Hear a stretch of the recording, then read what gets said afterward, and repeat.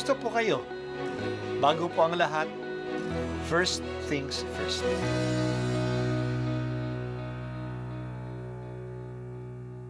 Good morning po.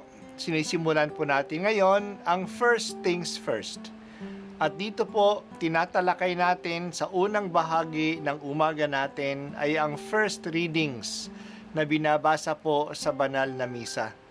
Ito pong tinatalakay natin kasi madalas po kasi marami na tayong alam tungkol sa gospel readings. Pero konti po ang nagsasalita sa first readings. Pero ang first readings, bahagi din po yan ng Biblia, ng banal na kasulatan. Kaya susubaybayan po natin ang mga first readings, basahin po natin at kuminsan kailangan ng basahin ng 2 o 3 beses bago maintindihan kasi hindi po tayo familiar sa mga istorya at sa mga kaisipan na tinatalakay dito. Ang pagbasa mula sa aklat ng Levitiko, sinabi ng Panginoon kay Moises nang sila'y nasa bundok ng Sinai, "Bibilang kayo ng 7 taon ng pamamahinga, 7 tagpipito, 49 na lahat.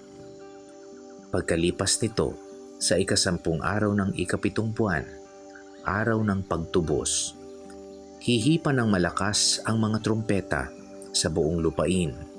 Sa ganitong paraan, itatangin ninyo ang 50 taon. Ipahahayag ninyong malaya ang lahat sa buong lupain. Ito'y taon ng inyong paglaya. Ang alipin ay babalik sa kanyang sariling tahanan at ang lupaing na ipagbili ay isasauli sa dating may-ari. Sa taong iyon, huwag kayong magtatanim sa inyong bukirin. Huwag din ninyong aanihin ang bunga ng mga halaman na kusang tumubo, sapagkat ito'y taon ng pagdiriwang at itinalaga para sa akin. Ang inyong kakanin ay ang bunga na tuwirang pinitas sa bukid. Sa taong iyon, bawat isa sa inyo'y babalik sa kanyang ari-arian. Kung magbibili kayo o bibili sa inyong kapwa, huwag kayong mandadaya.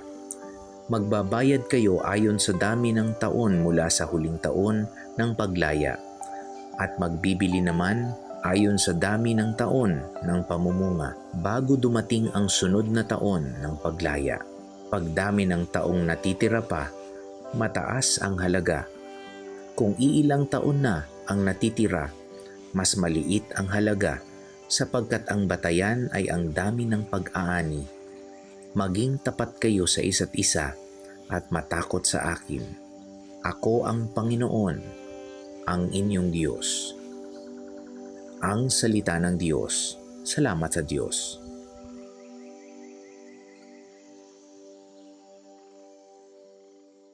May mga bahagi ng batas ni Moises para sa Israel na nagbibigay ng pag-asa sa mga tao, lalo yung napag-iwanan sa buhay. Isa na rito ay ang Jubilee Year, ang taon ng paglaya na nilalaman ng ating pagbasa ngayon. Kada 50 taon, may itinatakda na Jubilee Year. Hihipan ang malakas na trumpeta na gawa sa sungay ng kambing na tinatawag na Yubel, pinanggalingan ng salitang jubileo, upang buksan ang taon ng paglaya. Sa taong ito, ang mga Israelita na naging alipin ay mapapalaya. Ang mga utang ng mga may utang ay mapapatawad. Ang mga lupa na ipinagbili ay babalik sa orihinal na owners. Magpapahinga ang lupa. Hindi sila magsasaka para ang lupa ay makapahinga. Ang kakanin lang ng mga tao ay ang kusang tumubo, lumabas sa lupa. Sa ganitong paraan, ang lahat ay makakasimula uli ng pantay-pantay. Kaya ang napag-iwanan ng buhay ay magkakaroon uli ng pagkakataon na magsimula ng maayos. Hindi sila palaging alipin, palaging may utang, palaging walang lupa, palaging alipin, palaging api. Sa ganitong pananaw, Ang talagang may-ari ng lupa ay ang Diyos. Ipinamamahagi ng Diyos ang lupain sa mga tribu ng Israel. Ito'y mananatili sa mga original owners o original na pamilya. Kaya kung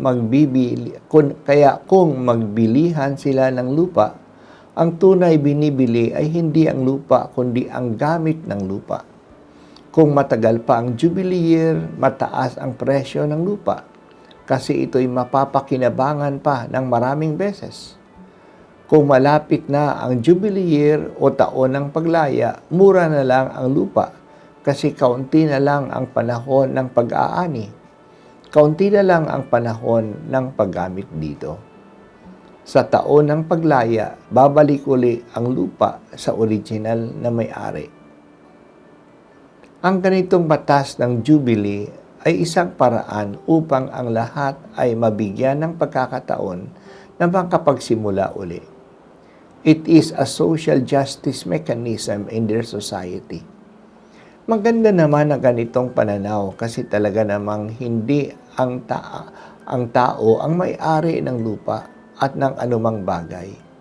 Hindi dapat na ito'y nakatali sa kanya o sa kanyang pamilya. Ang tao ay katiwala lang. Ang talagang may-ari ay ang may likha at ginawa ng Diyos ang lupa at mga bagay sa mundo para pakinabangan ng lahat at hindi lang ng iilan. Sa ngayon po sa ating mundo, sa ating sistema ng ekonomiya, ang mayaman ay mas yumayaman, lalong yumayaman, at ang mga mahirap ay lalong humihirap at mas dumadami ang mahihirap. Parang walang nagkokontrol sa kayamanan at sa pagpapayaman ng mga mayayaman. Dahil dito, ang 1% na populasyon ng buong mundo ay mas mayaman pa kaysa 99%. Wala tayong mekanismo na maipantay uli ang starting point ng lahat. Kaya ang ipinanganak ng mahirap ay palagi ng maghihirap. Kakaunti ang pagkain, kaya mahihina ang kalusugan. Walang access sa healthcare. Hindi makapag-aral sa mabubuting paaralan na para lang sa mga may pera. Ngayon tungkol sa technology, marami ay walang masyadong access sa technology. Kaya mahirap na makipagsabayan ang mga mahirap sa mga pinanganak na mayaman. Mas lalong lumalaki ang agwat ng mayayaman sa mahihirap. Sana may paraan tayong tulad ng nasa Biblia na magkaroon ng Jubilee, ng taon ng pagpapalaya para makasimula uli ang lahat ng may fighting chance naman sa buhay. Sa simbahan, naging spiritual Jubilee Year ito. Ito'y ginagawa every 25 years, hindi na every 50 years. Ang Jubilee Year ay panahon ng pagtanggap ng grasya ng Diyos, lalo na ng plenary indulgence, upang mawala nga ang mga temporal punishments sa atin na dala ng kasalanan. Ngayong taon, 2025, ay Jubilee Year. Ano bang ginagawa natin upang pakinabangan natin ang grasya na dala ng Jubilee Year? Patawad o Diyos sa sistema ng aming ekonomiya na nakamamatay, sa sistema ng ekonomiya ng mga naaapi at mga mahihirap. Patawad o Diyos. Hindi ito ang mundo na gusto mo sa mga tao. Salamatin o Diyos sa Jubilee Year ng simbahan.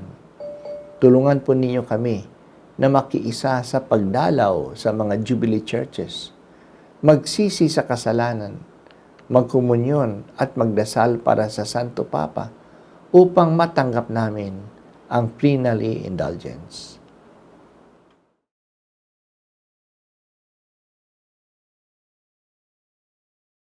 At ako po ay si Bishop Broderick Pabilio dito sa First Things First.